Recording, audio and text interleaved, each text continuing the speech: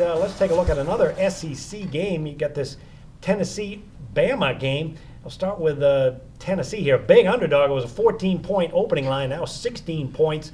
They are heading to Alabama. And a lot was expected of the Vols this year with all the returning talent, particularly on offense. Yeah, here they are, 3-3 straight up in ATS. With that said, they've been in so many of these games, lost a couple of close ones. They do come in off a bye week. And it's a nice time for them for the bye week because they had to play Georgia. A big showdown game, fell behind, and then came roaring back. By 21. Mm-hmm. Yeah. And won the game. Won the game 38-31 against what we thought was a pretty talented Georgia defense. Yeah. So they have this offense in gear. They've had a week to prepare. On the other hand, they haven't been covering against winning teams, 10-22-1 against the spread. So, Sean, beating Georgia is one thing, but going up against the Bama defense, maybe a little different story. Well, maybe some party celebration, too, because they are coming off a bye week from that. And you're right, Bama went from 14 up to 16. I've seen a couple of 15.5, so there's been some buyback. I doubt this line will get to 17, but you never know. This will be a 3:30 p.m. Eastern Standard Time here on Saturday, and CBS going to cover the game. It is a conference game, but it's not a divisional game. Bama's in the SEC West. Tennessee, of course, in the East. And how about that Bama defense? We talked about that before. Stepped up last week. They scored defensive touchdowns on 3 pick sixes. We already talked about that from that A&M game. They win in covers a road favorite of 4.5, 41-23.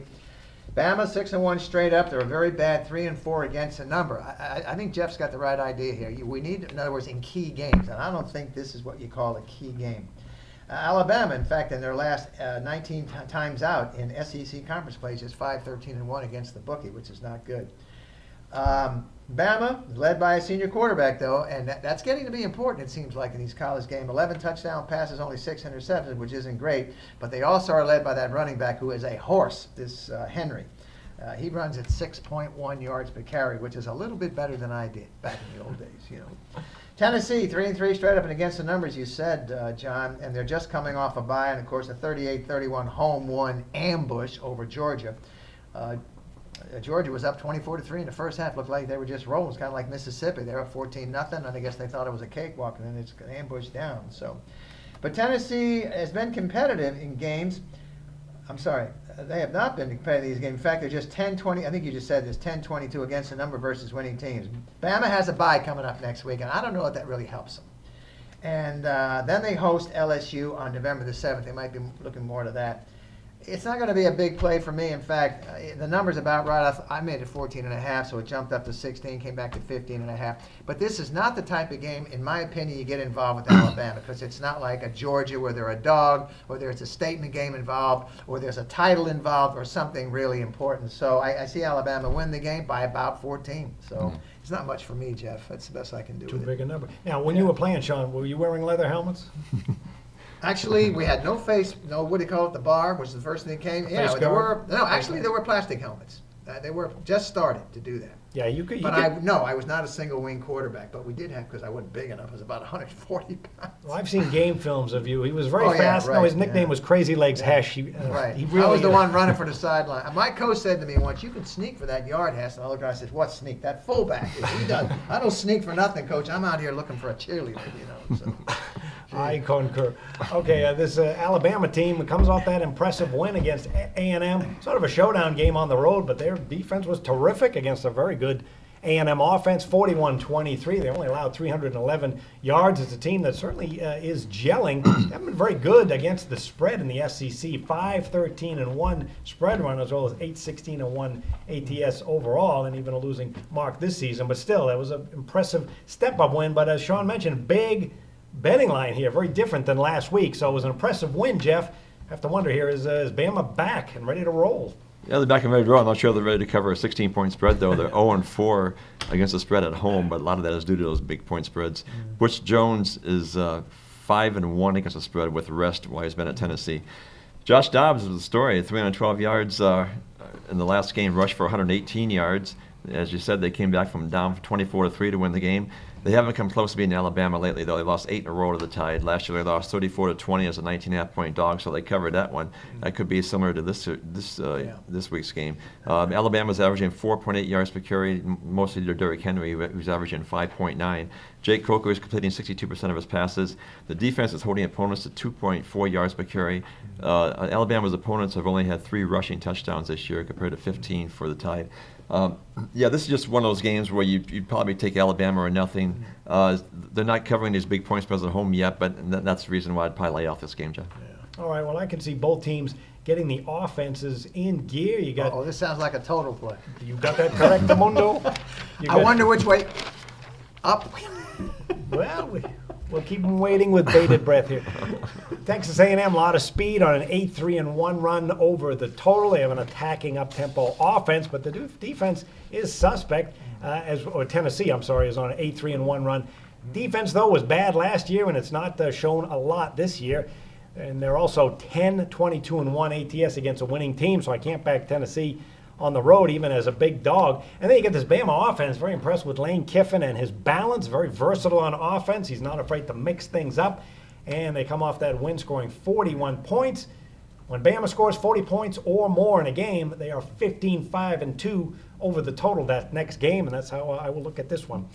All right, let's get to a game out west, a fascinating game here. Utah against USC. You got an undefeated Utah team, and yet they are an underdog heading to the Coliseum, 3.5-point dog. I guess you'd have to say that it's a quiet 6-0 start for Kyle Whittingham's team, 4-2 against the spread. They've got balance on offense with Travis Wilson and Devontae Booker, who's a senior, who's a terrific talent as a runner and a pass catcher out of the backfield, plus a great defense. They played a very good Arizona offense last week. Another victory. They allowed just 18 points. So, Sean, really no one is talking about Utah as a top 5 team as much as you'd think. So, should they be? Yeah, this line, we talked about before, the week before, I pick out a few of these major games and make a line, and I made this game pick 'em. I thought maybe Utah might even be one, but about pick 'em, and this is before the Notre Dame game, of course. In fact, when they played Notre Dame last week, they actually, we talked about that line with the Notre Dame game too, kind of short, I thought, but it did go up till about 6.5, and then it came back down and closed, I think, Jeff, around 4.5 or 5. Mm-hmm. And right out of the gate, Southern Cal up 7-0. I'm thinking, hey, maybe, because of the coaching situation with Sarkisian, and they just threw him out. And then, I don't know if anybody's talking about this, but Pat Hayden, who has occasionally had issues with this before, I guess got lightheaded on the sideline. Mm-hmm. And he's okay now. He supposedly, I guess, but he does have a pacemaker. I didn't know about that. So this is not a man who's old. I mean, he's 61 or 62 years old. So I don't know how much, I never know how that kind of issue affects, a football team. This game, I got a note here. This game, not to the extent, kind of reminds me of the Michigan game last week. Thank you. Come on, a little humor there, you guys. Yeah. This show's got it's good. Yeah, and not nearly it stands out as much with the line difference and whatnot. But Utah, you're right, under the radar. Nobody's talking about this team. They're ranked number 4. A couple of polls have them number 3. They're not only 6-0 straight up, but they're 4-6 against the bookies. So they're covering numbers, and they just beat Arizona State as a home favorite of 6, 34-18. Utah 11-4 against the number versus teams with a winning record, and they have victories this year over Michigan, no easy thing there, California, and Oregon.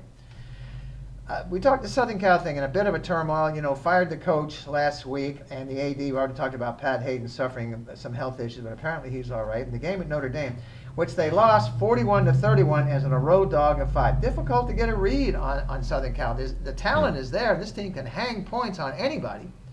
But that defense just keeps giving it back. They led 7-0 early, as I already said, but they can't hold like Utah. First of all, they got title aspirations. If they get by this game, they have a very good chance to run the table. That puts them right in the national title hunt. They got a bye next week, so there's nothing to distract them. And they play Oregon State, Washington, Arizona, UCLA, and Colorado. I don't see any Giants in that mess there. All winnable games. You know what? The big problem in flying the ointment here, and I'm sure Jeff's going to talk about, this is probably Southern Cal's Super Bowl. This game is really the one, if they're going to win a game, and if they want to win a game, I think they wanted to win last week at Notre Dame. They made an effort to do it, but they made too many mistakes. But you're talking about knocking off, first of all, a conference foe, and not only that, an undefeated team that's ranked number 3, and I think that would really make their year. They might make a bowl game, they might not, I don't know, but even if they do make a bowl game, it's going to be one of those minor bowls that they really don't want to go to. So we're talking about the number 3 team versus a team, I don't even know what USC's ranking. They're not in the top 25 anymore, I'm sure, and they're getting 3.5 points. And I think I saw a couple of stores that had it up to 4. So kind of like the Michigan State thing, it is a play for me. I'm going to take Utah plus if I can get 4, I'll take it. I don't see, first of all, Utah, top to bottom, plays good offense, plays good defense. They cover numbers. Southern Cal's already lost 3 games. You don't know what you're going to get with them. They might beat me and burn me, but I think this is a very good play. It's a good number. I'm going to take Utah. I think they win this game. Won't be a blowout. I can see them winning it by 7 and certainly covering the 4, which I think I'll get. Well, that's a good point about USC and their bowl aspirations to even think about that. Now, they Yeah. got 3 losses, and they were supposed to be much better than this. So even if they do make a They bowl, were picked to win that division, yeah, it's going to be a very low bowl, and you have to wonder about the assuming they even get it. the players will probably think, oh boy, we're going to settle for some bowl we don't want And to. what's that quarterback, Cody Kessler. Yeah, I mean, he's got great numbers, and he's looking to go to the NFL. Right now, it's, I mean, Yeah, in this Utah team, a lot of times you see teams this time of the year, they slip into the top 5 or top 10 because they're undefeated and nobody else Is left. But that's not the case with this Utah team. They are for real, very talented. They were terrific last year, great coaching staff, and they've got NFL talent on this field. And then with USC, 3-3 overall record, 1-2 in the Pac-12. It's been a soap opera, as you mentioned. They do have a lot of talent, so you have to be aware of what they're capable of, particularly with Kessler. On the other hand, they've lost 2 in a row, and it's so Jeff. It's kind of hard to get a judge on whether this team is going to show up and their problems both on and off the field. Yeah, especially after a tough game on the road last week at Notre Dame. Now they got to come back and face an undefeated team. It's hard to judge, but right now it doesn't look good for USC. And if they lose against Utah, the Super Bowl won't be. It'll be UCLA game. That was the only thing to say this season. But if they're they gonna lose step Utah, up, it'll be you to beat would think. UCLA. But they've lost 2 and 3 years in a row. Yeah. But and lost to Utah last year, too. Close game. yeah, 24-21. Yeah. And don't forget, Utah put up 62 points at Oregon. That's a huge amazing. dog. Yeah, it's amazing. So that's why there's no. I'm surprised too that they're 3.5-point dogs or maybe 4. They were down 18-14 in the fourth quarter against Arizona State. Came back and won that game 34-18. Only 2 teams in the top 25 have played tougher schedules than Utah this season, and that's Michigan and California. And Utah beat both those teams. So Devontae Booker had a 62-yard run. Travis Wilson was 36, 297 yards, 2 TDs, no interceptions in that game on Saturday. They had lost 4 in a row, the Sun Devils, so they got that monkey off their back. Notre Dame was just a better team on Saturday against SC. I think that's pretty much it. Especially the way SC's playing. Cody Kessler threw 2 interceptions. He was 30 of 46 for 365 yards, but the Trojans had 10 penalties. They're just not playing disciplined football. They had 45 penalties this season so far. Clay Helton probably blew his chance to be named the permanent coach because when you're in the interim, you can't afford. There's very little room for errors, and losing Notre Dame is not going to help many. So right now, the coaching situation is still up in the air. The really only impressive win for USC this year has been Arizona State, and Arizona State has turned out to be mediocre.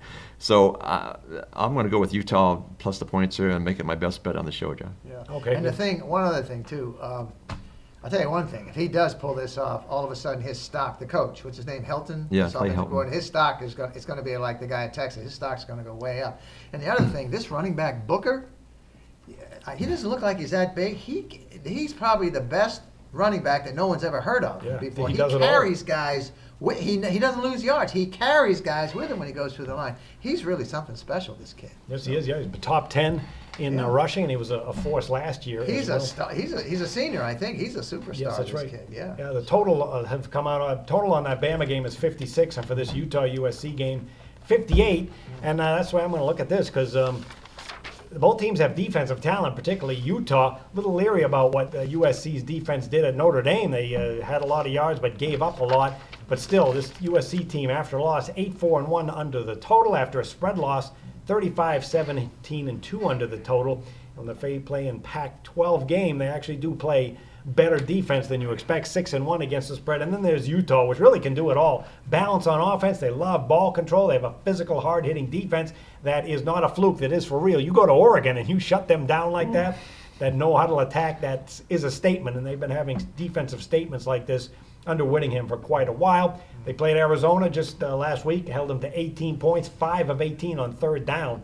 The Wildcats were, and that's part of a 11-5-1 run under the total for Utah. So that's how I will look at that game. All right, let's tell you what we have going on for the weekend, Jeff. You had that Big 12 game of the year last Saturday, and that was on the Baylor Bears. What do you have for this weekend? We'll have another conference game of the year this week, and you can get the rest of October for only $19, NFL and college football. Call the number on your screen, just ask for LVSS. Get the rest of October, plus you get another game of the year this week. All right, and Jim Feist hit his NFL Dog of the Month Sunday. That was the Carolina Panthers. This weekend he has a couple of big plays. His college football game of the year going on Saturday, as well as his Monday Night Football game of the year. That is also available, early releases, at jimfeist.com. All right, that'll do it for the college football edition of Proline. Good luck with the games, everyone, and we'll see you next week. Play the trumpets.